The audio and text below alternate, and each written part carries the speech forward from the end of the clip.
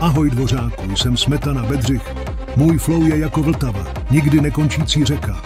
Má vlast je moje koruna, moje sláva, tvoje novosvětská. Hehe, to je nuda, brácho.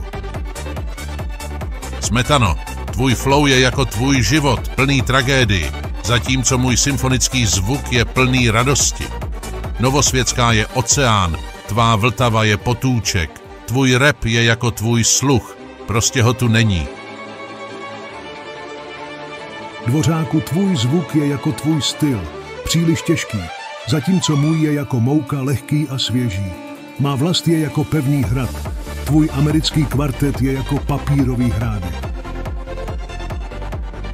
Smetano, tvůj rap je jako tvůj účes, příliš staromodní, zatímco můj je jako můj orchestr, vždy v módě. Tvoje prodaná nevěsta je jako prodaný vtip. Můj rekviem je jako král, vždy na špici. Kdo složil pořádnou symfonii a komu naopak nehrál klavír do karet? Dejte nám vědět do komentáře.